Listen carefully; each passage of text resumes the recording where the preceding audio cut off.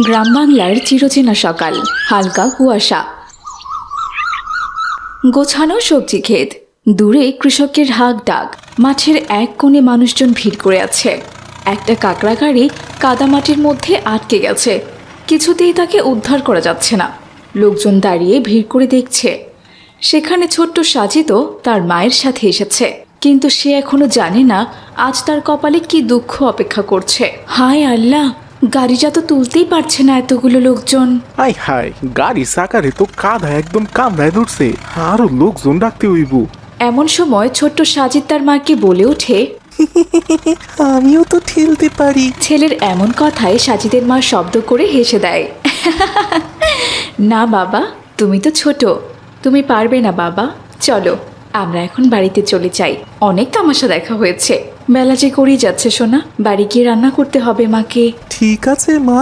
এরপর মাহমুদা তার কোলে থাকা ছোট্ট বাচ্চা আর সাজিদকে নিয়ে বাড়ির পথে হাঁটা শুরু করে। ছোট্ট সাজিদ ঠক ঠক করে জমির উপর দিয়ে মায়ের পেছন পেছন হেঁটে চলেছে।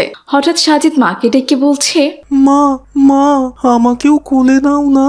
মা একটু পেছনে তাকিয়ে হাসে আর বলে, বাবা তোমার ছোট্ট ভাই তো আমার কোলে, দুজনকে তো আমি একসাথে নিতে পারবো না বাবা। আসো বাবা, একটু কষ্ট করে না হয় ধীরে ধীরে আসো। তারপর তারা পুনরায় হাঁটা শুরু করে।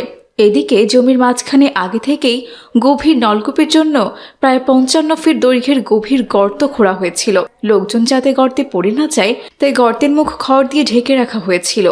দেখলে বোঝাই যায় না ওই খড়ের নিচে যে মৃত্যুসম গভীর একটা গর্ত লুকিয়ে আছে। সেখানে পা রাখতেই ছোট্ট সাজিদ ধপাস করে পাইপের মধ্যে পড়ে যায়। মা মা, বাঁচাও বাঁচাও আমাকে, আমার যে খুব ভয় লাগছে। ছেলের এমন ডাকে মাহমুদা চমকে পেছনে ফিরে তাকায় আর তার বাচ্চাকে খুঁজতে থাকে। তার মুখ প্রশ্নবিদ্ধ ও বিস্মিত এবং ফ্যাকাশে হয়ে যায়। আমার বাচ্চা, আমার বাচ্চা কোথায় গেল? আমার বাচ্চা, হায় আল্লাহ গো, আমার এ কি সর্বনাশ হয়ে গেল। কেউ কি আছো আশেপাশে? আমার সন্তানটাকে সাহায্য করো। সাজিদের মায়ের এমন চিৎকার আর কান্না শুনে এক এক করে সেখানে অনেক লোক জড়ো হলো। কি হইছে মা, কাঁদতাছো কেন তুমি এইভাবে? চাচা গো, আমার যে সর্বনাশ হয়ে গেছে গো, আমার ছেলে সাজিদ গর্তের ভেতরে পড়ে গেছে। এই যে দেখুন চাচা, দেখুন, এই গর্ত থেকে আমার সাজিদ মা মা বলে চিৎকার করছে, দেখুন না একবার। আরে তাই তো, কে কোথায় আসো? তাড়াতাড়ি এইদিকে আহো, সাজিদ রে বাঁচাইতে হইব, সাজিদ যে গর্তে পড়া গেছে। সাজিদ, বাবা সাজিদ, আমার বাপ, শোনো বাবা আমার, আমি আছি বাবা, আল্লাহ রক্ষা করবেন তোমাকে, আল্লাহ তো আছেন। গর্তের ভেতরে অন্ধকার থেকে ছোট্ট সাজিদের কণ্ঠ ভেসে আসে, খুব ভয় লাগছে এখানে মাগো, গর্তের ভেতরে যে খুব ঠান্ডা, আমি যে অনেক ভয় পাচ্ছি মা, বাঁচাও আমাকে। ছেলের এমন কথা শুনে তার মা আরো বেশি কান্না শুরু করে। সবাই নিরুপায়। এরপর মহল্লার পর মহল্লায় এই সংবাদ ছড়াতে থাকে। পুরো মহল্লায় ধ্বনি ওঠে, একটা ছোট্ট ছেলে গর্তে পড়ে গেছে। ওই মহল্লার মসজিদের হুজুরও সেখানে চলে আসে, মানুষকে শান্ত করার চেষ্টা করে। তার চোখেও উদ্বেগ। উপস্থিত যারা আছেন কেউ কান্না করবেন না, সবাই দোয়া করেন বাচ্চাটার জন্য। সে এখন যে অবস্থায় আছে, শুধু আল্লাহর কাছে তাকে পাওয়ার চেষ্টা করতে হবে আমাদের। ইন্না লিল্লাহি ওয়া ইন্না ইলাইহি রাজিউন পড়তে থাকো সবাই। হে আল্লাহ, তুমি দয়ালু, এই অসহায় মায়ের আর্তনাদ শুনে নাও আল্লাহ। মহল্লার মহিলারা হুজুরের কথাও শুনছে না, কান্না সবাই করছে, কিন্তু পুরুষরা সবাই দোয়া করছে। ছোট্ট বাচ্চারা দাঁড়িয়ে আছে। হঠাৎ দূর থেকে সাইরেনের শব্দ। ফায়ার সার্ভিস আসে তড়িঘড়ি করে। সবার মুখে আশা, দুশ্চিন্তার মিশ্র প্রতিক্রিয়া। সবাই পিছু হটেন বলছি, পাইপের গর্ত খুবই গভীর, বাচ্চা ভয় পেতে পারে। আমরা ক্যামেরা নামাচ্ছি, দেখি সে কোথায় আছে। কালো অন্ধকারের ফাঁকে দেখা যায় ছোট্ট সাজিদ দেয়ালে হাত দিয়ে আটকে আছে। স্যার, ও তো এখনো বেঁচে আছে, আলহামদুলিল্লাহ। ফায়ার সার্ভিস ম্যানের এমন কথায় মায়ের চোখে আশার ঝিলিক দেয়। মা কান্না চেপে বলেন, বাবা গো, বাবা একটু সাহস রাখো বাবা, তোমার মা এখানে আছে বাবা, তুমি একদম ভয় পাবে না। তারপর ফায়ার সার্ভিস পাইপের পাশে নতুন করে নিরাপদ আরেকটা গর্ত খনন শুরু করে। উৎসুক জনতা সবার চোখে আতঙ্ক। এ যেন এক যুদ্ধ। এক টিম মেম্বার শ্বাস ফেলে বলে, গর্তের খুব কাছ দিয়ে গেলে ধস নামতে পারে, খুব সাবধানে কাজ করতে হবে। এমন সময় হুজুর সবার মাঝে দাঁড়িয়ে বলেন, শিশুটাকে নিরাপদে ফিরিয়ে দাও আল্লাহ।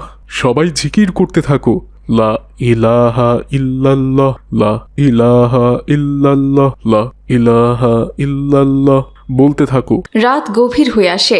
ফায়ার সার্ভিসের লোকেরা ক্লান্ত, কিন্তু থামে না তাদের কাজ। গর্ত খোঁড়া প্রায় শেষ। একজন গর্তে রশি নামায়। সাজিদ রশিটা ধরে, আমি আমি আমি যে আমি যে আর পারছি না মা। উফ, আমার যে হাত ব্যথা করছে। এই কথা শুনে মায়ের আর্তনাদ আরও বেড়ে যায়। ইয়া আল্লাহ, আমার সন্তানকে তুমি শক্তি দাও, তুমি আমার সন্তানকে রক্ষা করো, নিরাপদে ফিরিয়ে দাও আমার সন্তানকে, আমার কাছে ফিরিয়ে দাও। এরপর এক ফায়ার ফাইটার সবার দিকে তাকায়, গর্ত আরেকটু প্রশস্ত করো। অবশেষে টিমের একজন সাবধানে রশিটা শিশুটার কোমরে বেঁধে দেয়। 1 2 3, ধীরে ধীরে টানো, এবার ধীরে টানো। এ সময় সকলের হৃৎপিণ্ড যেন থেমে যায়। ধীরে ধীরে রশি উপরে উঠছে, আরো উপরে। হঠাৎ একজন চিৎকার করে ওঠে, দেখা যাইতাছে, দেখা যাইতাছে, সাজিদকে দেখা যাইতাছে। এরপর রশির সাথে সাজিদের ছোট্ট মাথাও বের হয়ে আসে। আলহামদুলিল্লাহ, বাচ্চা জীবিত আছে। এরপর উপস্থিত সকলে আনন্দে উল্লাসে মেতে ওঠে। মা তার ছেলেকে কোলে তুলে নিয়ে কান্নায় ভেঙে পড়েন। গ্রামবাসীর চোখে পানি চলে আসে। ফায়ার ফাইটার টিমের অনেক সদস্য কান্না চেপে রাখে।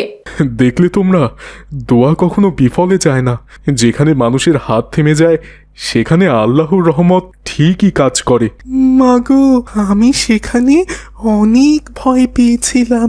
না বাবা, আর ভয় নেই, আল্লাহ আমাদের সাথে ছিলেন, তিনি তোমাকে রক্ষা করেছেন বাবা।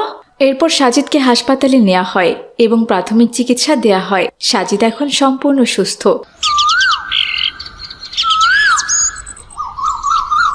তাকে বাড়িতে আনা হয়। লোকজন তাকে দেখতে আসে। মহল্লার বাচ্চারা তাকে ঘিরে ধরে বলছে, সাজিদ ভাই আমাদের মাঝে ফিরে এসেছে, আমাদের মাঝে ফিরে এসেছে, আলহামদুলিল্লাহ। হুজুর পাশে দাঁড়িয়ে বলেন, শোনো সবাই, সাবধানতা ইমানের অংশ।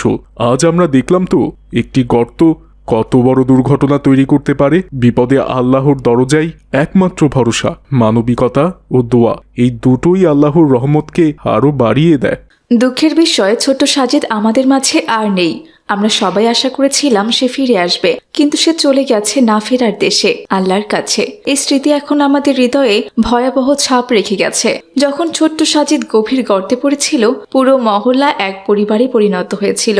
একজন মায়ের কান্না, ছোট ভাইয়ের দৃষ্টিতে আশার রেখা, মানুষের ছোটাছুটি সবই দেখিয়েছে বিপদ কখনো পূর্বাভাস দিয়ে আসে না। কিন্তু সেই দুঃসময়ে গ্রামবাসীর একতা, হুজুরের দোয়া এবং ফায়ার সার্ভিসের নিষ্ঠার প্রদর্শন আবারও প্রমাণ করলো ভালোবাসা, মানবতা এবং দোয়াই মানুষের প্রকৃত শক্তি। এই দুর্ঘটনা শুধু ভয়াবহ স্মৃতি নয়, বরং সতর্কতার, ইমানের এবং মানবিকতার এক অমূল্য শিক্ষা।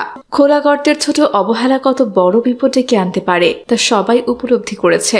আজ আমরা বুঝেছি বিপদের সময় আল্লাহর উপর ভরসা, দোয়া এবং একে অপরের পাশে থাকা সত্যিকারের শক্তি। এই গল্প শুধু একটি দুর্ঘটনার নয়, এটি আল্লাহর রহমত, মানুষের ঐক্য এবং জীবনের প্রতি সতর্কতার চিরন্তন বার্তা।